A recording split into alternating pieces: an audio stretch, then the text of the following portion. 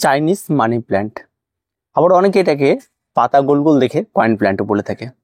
তবে গাছটি বেশ ভালো একটি ইনডোর প্ল্যান্ট। দীর্ঘদিন ধরে এর খোঁজে ছিলাম যে কোথায় পাবো। তো অনেকদিন পর এই গাছটিকে যখন পেয়েছি তখন ক্রয় করেছি। গাছটি যখন ক্রয় করেছি গাছটির দাম নিয়েছে 250 টাকা।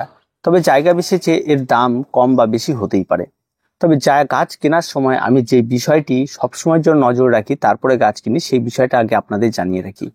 তারপরে এই গাছের কি করে আপনারা পটিং মিক্স তৈরি করবেন, কি করে আপনারা পটিং করবেন, তার সমস্ত কিছু পরবর্তীতে জানাচ্ছি। সবার প্রথমে যখনই গাছ ক্রয় করতে যাই, সবার প্রথমে আমি দেখি গাছটি কতটা বড় রয়েছে। আর গাছের নিচের দিকে তাকালে আপনি যে জিনিসগুলি দেখতে পাচ্ছেন, ছোট ছোট চারা, সেই চারাগুলি বের হয়েছে কিনা সেই বিষয়টাকে আমি খেয়াল করি। কারণ আমি একটা জিনিস জানি যে আমি 250 টাকা দিয়ে যদি একটা চারা ক্রয় করি, তাহলে এখান থেকে কিন্তু আমি অনেকগুলি চারা নিজে নিজে তৈরি করে নিতে পারবো। তাই স্বাভাবিকভাবে 250 টাকার চারা কিনে যদি নিচের এই লাভগুলি আমি না উঠাতে পারি, তাহলে লাভ নেই। তাই এটা কিন্তু অবশ্যই আমি সবসময় জন্য দেখি। আর এটা দেখে আমি একটা জিনিস পরিষ্কার বুঝতে পারি যে গাছটা একদম ফ্রেশ এবং এই প্যাকেটের মধ্যে একদম সেট গাছ আছে, যার জন্য এখান থেকে নতুন ব্রাঞ্চ ছাড়তেও শুরু করেছে। একটা বিষয় গেল। 2 নম্বর যে বিষয়টি দেখি সেটা হচ্ছে এই নিচের দিকে আপনি যদি রুটগুলোকে দেখেন, তাহলে দেখবেন নিচের দিকে রুটগুলো বেরিয়ে এসছে। এই জিনিসটা কিন্তু দেখা কিন্তু অত্যন্ত গুরুত্বপূর্ণ একটা গাছ ক্রয় করার সময়। আপনি যখন এত দামি গাছ ক্রয় করছেন তখন এই জিনিসটা কিন্তু আপনাকে দেখতে হবে। এই দুটো জিনিস আপনাকে অবশ্যই দেখে নিতে হবে। আর গাছটি সবসময় যেন সুস্থ আছে কিনা সেই বিষয়টাও দেখতে হবে। যখন গাছে ফুল বেরিয়ে এসছে তার মানে কিন্তু গাছ কিন্তু সুস্থ আছে। এই প্যাকেটের মধ্যে যখন ফুল বেরোচ্ছে, আমি বাড়িতে আনার পরে বেশ কিছুদিন রেস্টে রেখেছি, তারপর আজকের ডেটে এসে পটিং করছি। তো এই হলো গাছের পরিচিতি আর গাছটি কিভাবে আপনারা লাগাবেন এটা। এবার আসি আমরা পটিং মিক্স। পটিং মিক্সটা আপনারা কিভাবে তৈরি করছি তার সমস্ত কিছু আপনারা দেখতে থাকুন।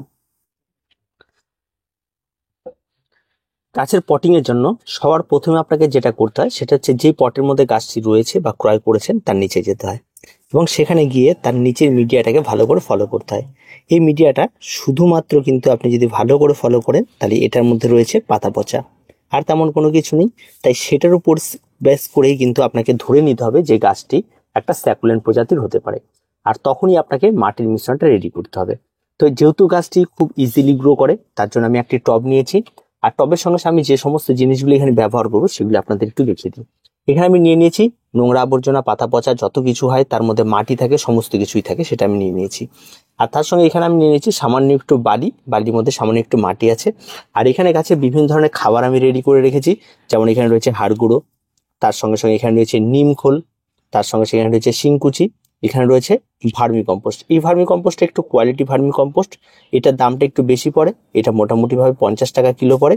তবে এটা খুব ভালো কাজ করে। অন্যান্য ভার্মি কম্পোস্ট যেমন প্রচুর পরিমাণে দিতে হয়, এটা খুব সামান্য দিলেই খুব ভালো কাজ করে।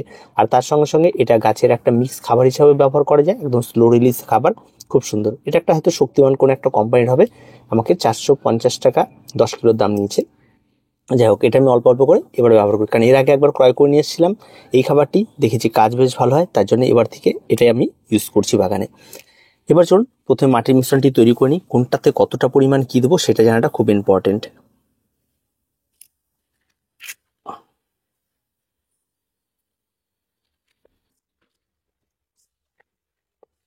বালিটিকে আমি মাটির সঙ্গে প্রথমে মিশিয়ে নিলাম। এবার আমাদের যেটা করতে হবে সেটা, বেশ কিছু পাথরের টুকরো আমি নিয়ে নিয়েছি, যেটা টবের নিচের দিকে আমি দেবো। টবের নিচের দিকে এই কারণে দেবো যাতে ড্রেনেজটা সবসময় যেন ঠিকঠাক থাকে। আর ড্রেনেজটার বিষয়টা সবসময় যেন ঠিক রাখার জন্য এগুলি কিন্তু করতে হয়। এটা অনেকেই করে না, সেক্ষেত্রে কিন্তু আপনি বোকা সাজতে পারেন পরবর্তীতে যখন মার্চ এপ্রিল মাস আসবে তখন। ঠিক আছে, এবার এটা আমার রেডি। এবার আমি এখান থেকে যেটা করবো সেটা হচ্ছে, আমি এখান থেকে এই মাটির মধ্যে ঠিক এতটা পরিমাণ হাড় গুঁড়ো মেশাবো। এই মাটিটার মধ্যে ঠিক এই পরিমাণ আমি নিমখোল মেশাবো। নিমখোল এই কারণে মেশাবো যাতে কোনো রকম ফাঙ্গালের সমস্যা না হয়। আর তার সঙ্গে সঙ্গে ঠিক এই পরিমাণ আমি শিংকুচি মেশাবো। একবারে সব মিশিয়ে দিলাম। আর ভার্মি কম্পোস্ট আমি একটু বেশি পরিমাণে দেবো, ঠিক এই পরিমাণে আমি ভার্মি কম্পোস্ট দেবো। এই দিয়ে কিন্তু একটা মাটির মিশ্রণ তৈরি হবে। আর তেমন কোনো কিছু এখানে কিন্তু লাগবে না, আর বেশ একদম ফ্রেশ মাটির মিশ্রণ তৈরি হবে। আর মাটিটিকে এখন দেখে মনে হচ্ছে যেহেতু মার্চ এপ্রিল মাস একদম শুকনো, তাই যখন এর মধ্যে জল পড়বে তেমন কোনো কিছু মানে একদম পুরোপুরিভাবে সেট হয়ে যাবে। তাই মাটির মিশ্রণ তৈরি করার সময় একটা জিনিস খেয়াল রাখবেন, এর মধ্যে যদি ছোট ছোট পাথরের টুকরো থাকে তাতে কোনো সমস্যা নেই, কিন্তু এই ধরনের প্লাস্টিক যেন না থাকে সেই বিষয়টাকে সবসময় খেয়াল রাখবেন। আর এই ধরনের পাতা থাকলেও কোনো সমস্যা হয় না, এগুলি বেশ ভালো এবং গাছে পরবর্তীতে খাবারের তৈরি হয়। এবার এটাকে আপনারা মিক্স করে সুন্দরভাবে পরিষ্কার করে নেবেন। মাটির মিশ্রণ রেডি হওয়া মানে কিন্তু প্রথম অবস্থায় কিছু পরিমাণ মাটি আপনার টবে নিচের দিকে দিয়ে নিতে হবে। এটা কিন্তু সবসময় জন্যই করবেন। আর নিচের দিকে যখন কিছু পরিমাণ মাটি দেবেন তখন এই জায়গাটাতে একটু পরিমাণ আপনি ভার্মি কম্পোস্ট, এই সামান্য পরিমাণ একটু ভার্মি কম্পোস্ট দিয়ে রাখবেন, যাতে কোনো কারণে যদি প্রয়োজন পড়ে গাছের খাবারে, তাহলে এখান থেকে সে একটা সুন্দর একটা স্লো রিলিজ খাবার পেয়ে যাবে। এবার আমাদের যেটা করতে হবে সেটা হচ্ছে টবটাকে বা আলাদা করে রেখে এই গাছটাকে প্যাকেট থেকে বের করতে হবে। গাছটাকে প্যাকেট থেকে বের করার সময় সবসময় খেয়াল রাখবেন এই জায়গাটাকে খুব সুন্দরভাবে আপনাকে কেটে নিতে হবে বা ছিঁড়ে নিতে হবে। আমি প্যাকেটটাকে ছেঁড়ার চেষ্টা করছি, যদিও শক্ত, ছিঁড়ছে না, আমি এটাকে কেটে দিই। ঠিক এভাবে আমি এখান থেকে কেটে কেটে দিয়ে তারপর এটাকে আমি অনায়াসেই বের করে নিতে পারবো।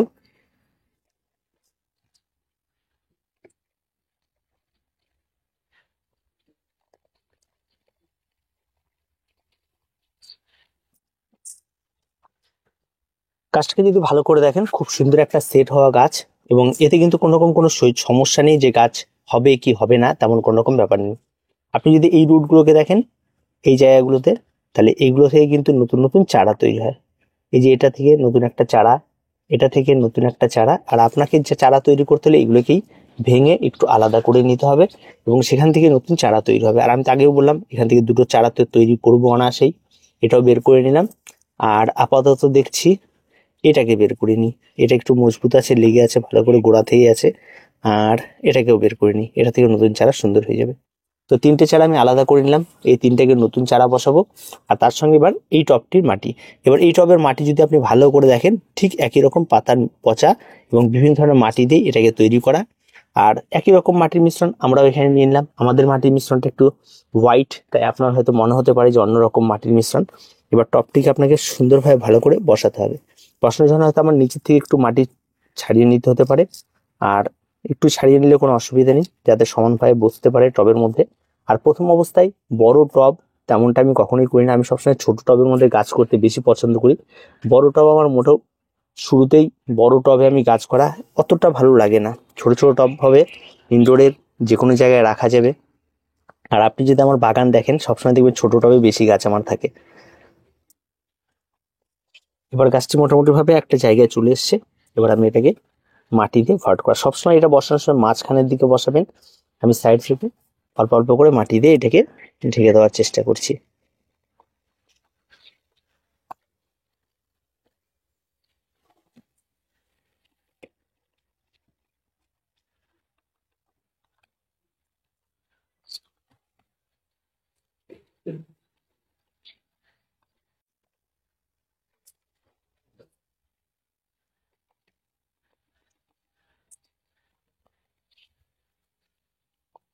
টবের মাটিগুলিকে একটু চাপিয়ে দেবেন, আর সাইড থেকে একটু বাড়ি দিয়ে এটাকে জাস্ট এভাবে আপনি চাপিয়ে দেবেন, দেখবেন একদম সেট। আর কোনো কিচ্ছু করতে হবে না, পটিং কিন্তু কমপ্লিট। যেই ছোট ছোট তিনটে চারায় বসাবো তার জন্য তিনটে ছোট ছোট পট নিয়ে নিয়েছি। এর মধ্যে আমি মাটিগুলিকে ভালো করে মাখিয়ে নিচ্ছি, এর মধ্যে একটু সামান্য আর একটু বালি অ্যাড করে নিলাম, কারণ বালি অ্যাড করলে রুটগুলি খুব ভালো দৌড়াবে। আর এটাকে একটু মাখিয়ে নিচ্ছি। আর এখানে অত বোঝার কিছু নেই যে এটা দিতে হবে ওটা দিতে হবে, তেমন কোনো বিষয় নেই। জাস্ট টবগুলিকে এখন ভর্তি করে দিতে হবে, প্রত্যেকটা ছোট ছোট টব। এই পটগুলি কিন্তু আপনারা কিনতেই পেয়ে যাবেন যে কোনো দোকানে, আর তেমন কোনো দামও না, এগুলি কম দামের মধ্যে আপনারা পেয়ে যাবেন।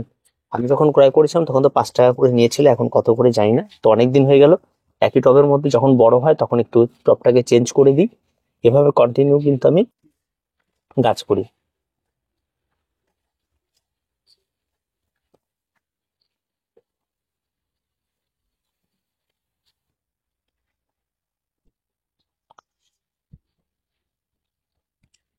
তিনটে পট কিন্তু আমি ভর্তি করে নিয়েছি। এবারে এই যে গাছগুলি রয়েছে এই গাছগুলিকে আপনাকে কি করতে হবে, এই জায়গাগুলিতে ভালো করে ঠিক এই পর্যন্ত লাগিয়ে দিতে হবে, গর্ত করে নিতে হবে খুব ভালো করে, যাতে গাছটি যেন ঠিকঠাক করে থাকে। ঠিক এইভাবে গর্ত করে নেবেন, গর্ত করে নিয়ে এই গাছগুলিকে ঠিক নিচ পর্যন্ত দিয়ে সাইড থেকে ঢেকে দিতে হবে। ঠিক এভাবে আপনাকে রেডি করে নিতে হবে। একটা কমপ্লিট।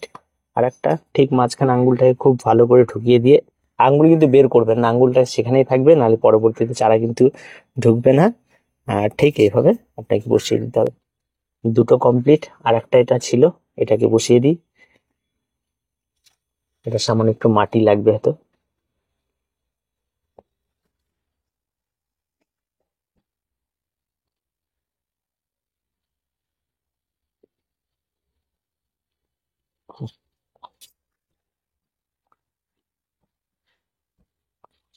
তিনটে কিন্তু বসিয়ে দিলাম। গাছে কিন্তু পটিং কমপ্লিট, দেখতেও কিন্তু অত্যন্ত সুন্দর। বেশ কিছু চারাও তৈরি করে নিলাম, আবার কিছু ডাল কিন্তু এখানে রেখে দিলাম, কারণ এই ডালগুলি বড় হলে এই টবটিকে ভর্তি করলে দেখতে আরো সুন্দর লাগবে, এবং গাছগুলি যখন আরো বড় হয়ে যাবে তখন আরো আমি চারা এখান থেকে অনায়াসে তৈরি করতে পারবো। তো একটা জিনিস তো পরিষ্কার যে গাছ তেমন কোনো কঠিন পরিচর্যার কিছু নেই। এবার আসি গাছের পরিচর্যা নিয়ে। প্রথম কথা হচ্ছে এই সমস্ত গাছে খাবার কি দেবো। এই সমস্ত গাছের নর্মাল আপনি মিক্স খাবার আপনি ব্যবহার করতে পারেন।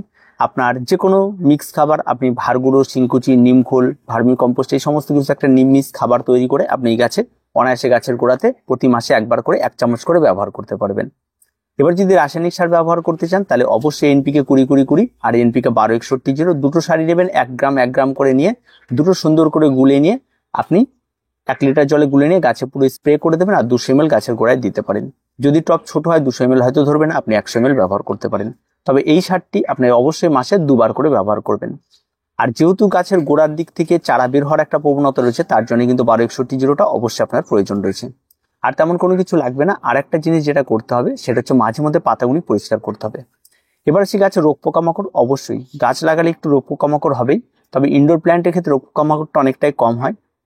মূলত যেটা দেখা যায়, পুরনো যে সমস্ত পাতাগুলি রয়েছে সেই সমস্ত পাতাগুলি দীর্ঘ সময় থাকার ফলে সেই সমস্ত পাতাগুলি পচে যায় এবং পরবর্তীতে সেখান থেকে ফাঙ্গাল ইনফেকশন হয়। তাই আপনাকে অবশ্যই অ্যান্টিফাঙ্গাল স্প্রে করতে হবে। আর এই কাজটি অবশ্যই আপনাকে করতে হবে বর্ষাকালে। এই সময় হয়তো প্রয়োজন পড়বে না, যদি মার্চ, এপ্রিল মাস, মে, জুন মাস পর্যন্ত প্রয়োজন পড়বে না। পরবর্তীতে যখন প্রচুর পরিমাণে বৃষ্টি শুরু হবে, ঘন বৃষ্টি কন্টিনিউ চলছে অনেকদিন, তখন কিন্তু অবশ্যই আপনাকে স্প্রেগুলি করতে হবে। আরেকটা বিষয় যেটা আপনাকে মাথায় রাখতে হবে, সেই বিষয়টা যে আমি গাছকে যখন লাগিয়েছি তখন গাছের পাতাগুলোকে সবসময় পরিষ্কার পরিচ্ছন্ন রাখতে হবে, গাছকে দেখে শুনে রাখতে হবে। এবার আসি ওয়াটারিং। গাছের গোড়ায় জল যদি জমে যায়, স্টে হয়ে যায়, তাহলে গাছ কিন্তু অবশ্যই নষ্ট হবে। তাই এই সমস্ত গাছগুলো রাখার সময় গাছের নিচে কোনো সময় ওয়াটার পট বসাবেন না। যেমন নিচে একটা পাত্র আমি দিয়ে দিলাম, যেটার মধ্যে জলটা বেরিয়ে যাওয়ার জলটা সেখানে আটকে যাবে। যদি সেরকম দিয়েও দেন, বেরিয়ে যাওয়ার জলটা, বাড়তি জলটা এখানে যখনই পড়বে সঙ্গে সঙ্গে বাড়তি জলটাকে ফেলে দিয়ে আবার পুনরায় সেখানটায় দিয়ে দিতে পারেন। এই কাজটা আপনাকে অবশ্যই করতে হবে। আর কন্টিনিউ বারবার করে কিন্তু গাছে জল দেবেন না। গাছের গোড়া শুকিয়ে এলে আবার জল প্রয়োগ করুন, গাছ অনেক ভালো থাকবে। আর গাছের গোড়ায় কিন্তু জল যদি স্টে হয়ে যায় তাহলে কিন্তু গাছ একদম সম্পূর্ণরূপে নষ্ট হয়ে যাওয়ার একটা ব্যাপার থাকবে। তাই এই বিষয়টা অবশ্যই খেয়াল রাখতে হবে। এবার আসি সানলাইট। এই সমস্ত গাছগুলি ফুল সানলাইট, কড়া সূর্যালোক একদম পছন্দ করে না, মোটামুটি একটা শেডি আলো ভীষণ রকম ভাবে পছন্দ করে। তাই সেরকম জায়গায় দেওয়ার চেষ্টা করবেন। হয়তো আপনার বারান্দা রয়েছে বা আপনি যে কোনো একটা জায়গা রয়েছে, সকালবেলা হয়তো রোদ লাগে, সারাদিন কোনো রোদের দেখা নেই, সেরকম একটা জায়গায় রাখতে পারেন। বা আপনি এমন একটা জায়গা চুজ করতে হয় যেখানে বিকেলের দিকে হয়তো রোদ লাগে, সারাদিন রোদের দেখা নেই, সেমন জায়গাতে খুব সুন্দর হয়ে যাবে। ঘরের ভেতরে আপনি রাখতে চাইছেন, উইন্ডোর পাশে অনায়াসে এই গাছটিকে আপনি রাখতে পারবেন, সেখানে খুব সুন্দর হবে। আর তার সঙ্গে সঙ্গে গাছটা একটা লাকি প্ল্যান্ট, যেটাকে বলে ফেংশি মতে এটা একটা লাকি প্ল্যান্ট। এই গাছ ঘরে রাখার অনেক উপকারিতা রয়েছে। তো সেই সমস্ত কিছু পরে আপাতত গাছের পরিচর্যায় পর্যন্তই থাক।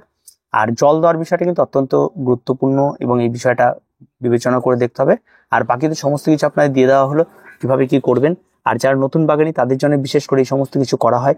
আর মাটির মিশ্রণ অত ভাবার কিছু নেই, খুব সহজ মাটির মিশ্রণ, প্রত্যেকেই করতে পারবেন, আর এগুলি থাকেই, আর তেমন কোনো কঠিন কিছু নেই। আর আজকে এ পর্যন্তই, অবশ্যই ভিডিওটি এ পর্যন্তই। আর ভিডিওটি ভালো লাগলে অবশ্যই লাইক, শেয়ার এবং কমেন্ট করুন, আর চ্যানেলটিকে অবশ্যই সাবস্ক্রাইব করে রাখুন।